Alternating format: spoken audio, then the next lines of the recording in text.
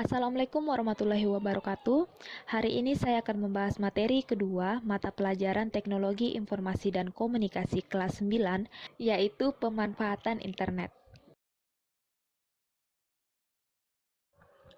Kemampuan dan kehandalan internet memberikan banyak kemudahan bagi berbagai aspek kehidupan manusia. Internet dapat menjadi sumber informasi dan sarana komunikasi yang mudah dan cepat. Selain itu, internet juga mempunyai jaringan yang sangat luas yang dapat menjangkau seluruh dunia. Hal ini membuat internet banyak dimanfaatkan untuk menunjang kehidupan manusia.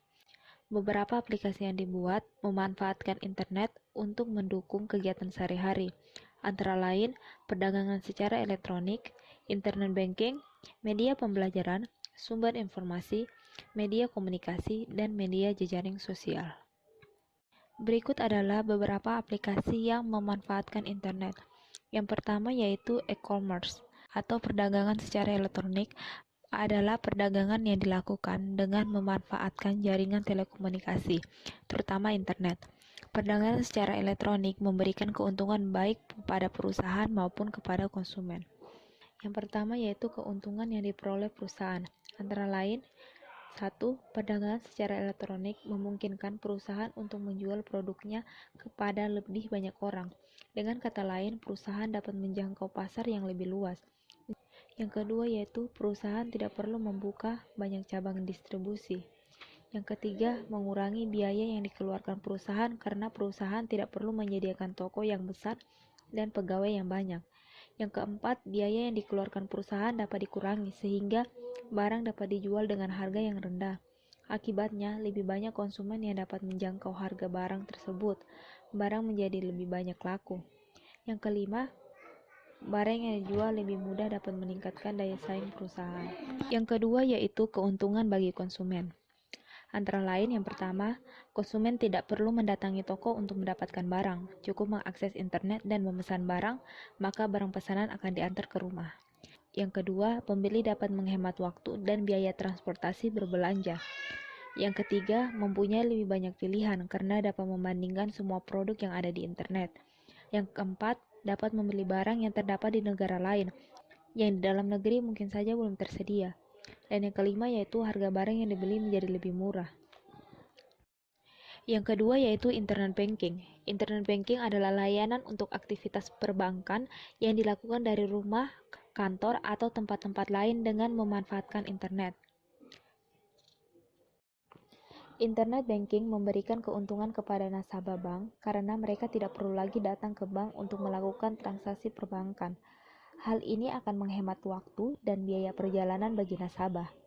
Keuntungan yang lain, nasabah dapat melakukan transaksi perbankan kapan saja dan dari mana saja, asal tersedia koneksi internet. Bagi nasabah yang merupakan pebisnis, internet banking memberikan kemudahan transaksi bisnis yang akan berakibat pada semakin banyak transaksi bisnis yang akan dapat dilakukan dan berarti semakin banyak keuntungan. Adapun bagi pihak bank, internet banking memungkinkan bank untuk mengurangi biaya operasional. Internet banking akan mengurangi nasabah yang datang ke bank sehingga bank dapat menggunakan kantor yang lebih kecil dan pegawai yang lebih sedikit. Kedua hal tersebut menyebabkan bank dapat mengurangi biaya sewa, tempat, dan gaji karyawan. Kemudahan transaksi yang diberikan internet banking menyebabkan semakin banyaknya transaksi yang dilakukan, yang tentunya akan berdampak pada tambahnya pemasukan bagi bank dari biaya transaksi yang dikenakan.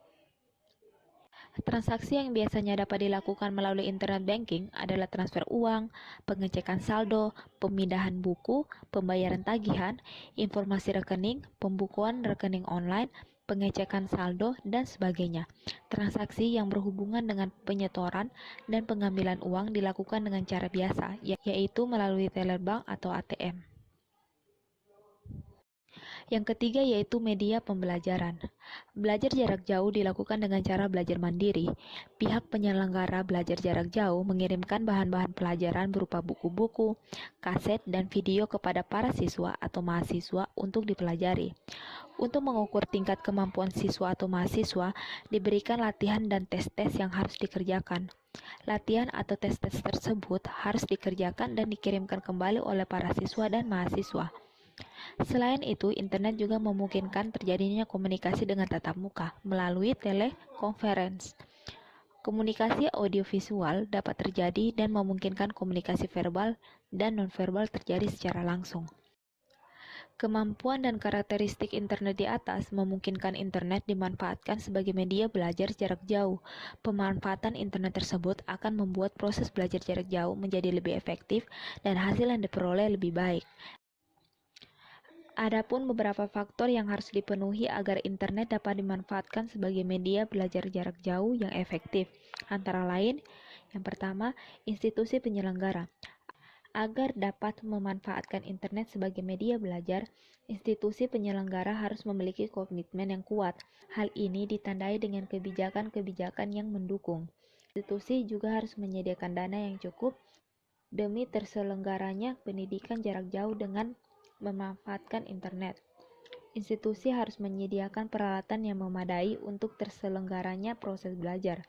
Selain itu, institusi juga harus menyediakan sumber daya manusia dan keuangan yang cukup untuk mendukung proses belajar mengajar yang baik. Yang kedua yaitu pengajar. Keberhasilan proses jarak jauh sangat bergantung pada para pengajar. Para pengajar harus mempunyai komitmen untuk memberikan yang terbaik bagi berhasilnya proses belajar mengajar. Para pengajar harus mengemas materi pelajaran agar menarik dan mudah dipahami. Karena bagaimanapun belajar melalui internet tidaklah sama dengan belajar dengan cara konvensional. Para pengajar juga perlu dibekali kemampuan teknis internet yang cukup dan pemahaman yang cukup akan sistem yang digunakan. Dengan demikian, para pengajar dapat mengembangkan metode dan strategi pengajaran yang lebih efektif. Yang ketiga yaitu siswa atau mahasiswa. Siswa atau mahasiswa harus mempunyai komitmen dalam proses belajar mengajar. Selain itu, siswa atau mahasiswa harus dilengkapi dengan kemampuan untuk menggunakan internet. Dengan demikian, siswa dapat berpartisipasi aktif dalam proses belajar yang dilakukan. Yang keempat yaitu teknologi. Teknologi juga merupakan faktor yang penting bagi terselenggaranya belajar jarak jauh dengan menggunakan internet. Teknologi yang ada saat ini memungkinkan dibuat sebuah aplikasi belajar jarak jauh yang cukup memadai. Pemanfaatan teknologi dan aplikasi yang tepat akan membuat proses belajar jarak jauh dapat terselenggara dengan baik dan mencapai hasil yang maksimal. Selain sebagai sarana penunjang pembelajaran jarak jauh, internet juga dapat digunakan sebagai media pembelajaran langsung. Yang keempat yaitu sumber informasi. Internet banyak dimanfaatkan sebagai sumber informasi. Internet mempunyai informasi tentang apa saja dalam jumlah yang tidak terbatas. Sebagai pengguna, kamu dapat memanfaatkan internet untuk mencari informasi apa saja yang kamu butuhkan atau inginkan. Misalnya, informasi tentang cuaca, kuliner, politik, ekonomi, wisata, teknologi, hobi tertentu, olahraga, dan sebagainya. Yang kelima yaitu media komunikasi. Internet merupakan media komunikasi yang sangat handal dan mudah. Dalam hal ini, komunikasi terbagi menjadi dua, yaitu komunikasi satu arah. Jika ingin mengirimkan informasi ke semua orang, kamu dapat menempatkan informasi tersebut di sebuah halaman web dan informasi akan dapat diakses oleh semua orang di seluruh dunia. Jika ingin mengirimkan informasi ke orang-orang tertentu saja, kamu dapat menggunakan email untuk mengirimkan informasi tersebut ke orang yang bersangkutan. Internet juga memungkinkan komunikasi dengan mode dua arah. Kamu dapat menggunakan aplikasi chatting atau video. Aplikasi chatting atau video tersebut dapat kamu lakukan dengan menggunakan layanan-layanan yang sudah ada di internet seperti layanan dari Yahoo Messenger atau Skype. Yang keenam yaitu media sosial networking online. Situs jejaring sosial online dapat dibedakan menjadi dua. Yang pertama, situs jejaring sosial yang mengkhususkan untuk komunitas tertentu saja. Dan yang kedua, situs jejaring yang terbuka untuk semua orang. Kehadiran berbagai situs jejaring sosial di internet memungkinkan internet kemudian dimanfaatkan sebagai media untuk membangun hubungan sosial secara online. Internet digunakan sebagai media untuk membangun komunitas-komunitas sosial. Komunitas-komunitas online ini umumnya dibangun karena kepentingan dan ketertarikan yang sama, seperti hobi, agama, politik, latar belakang, dan sebagainya.